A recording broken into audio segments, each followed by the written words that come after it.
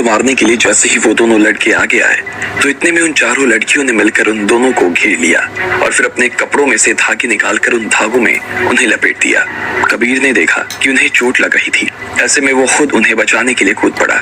इधर लकी भी उनके सामने आ गया और दोनों के बीच में एक बार के लिए लड़ाई हो गई। कबीर समझ गया था कि लकी बहुत ताकतवर मार्शल आर्टिस्ट था, इसलिए वो उससे लड़ना चाहता था और इस चीज की उसने पेशकश भी कर दी थी। लकी उसकी बात सुनकर सोच में पड़ गया। इधर कबीर लकी को अभी भी ऊपर से नीचे तक देख रहा था। उसके बाद उसकी आंखें दर्शन के शरीर पर घूम रही थी।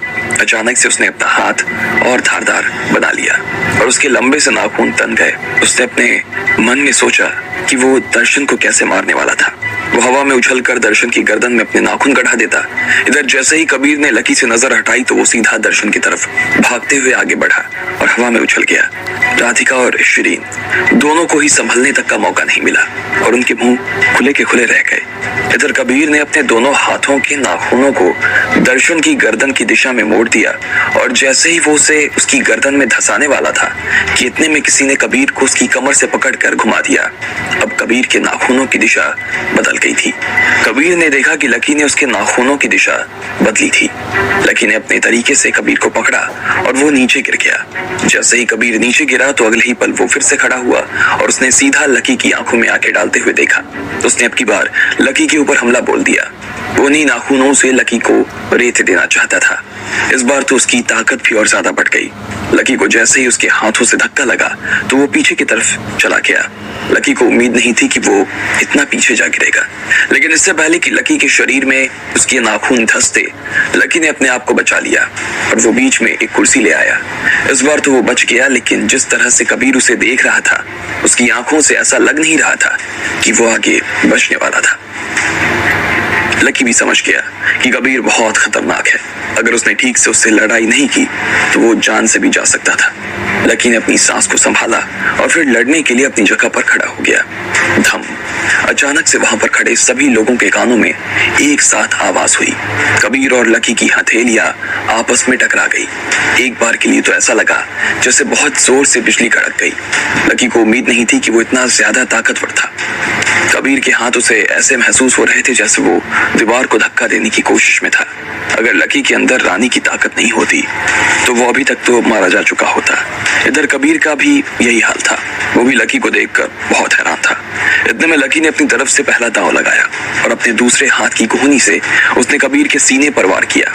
उसकी कोहनी और कबीर की गर्दन में अब सिर्फ 3 इंच की दूरी बाकी रह गई। कबीर ने गहरी सांस ली और लकी को अपने से दूर कर दिया, लेकिन लकी ने उसकी कोहनी अभी तक कबीर की गर्दन से सटाई हुई थी और उसके पेट में जो भी खाना था वो बाहर आने को हो गया। उसे उल्टी होने लगी।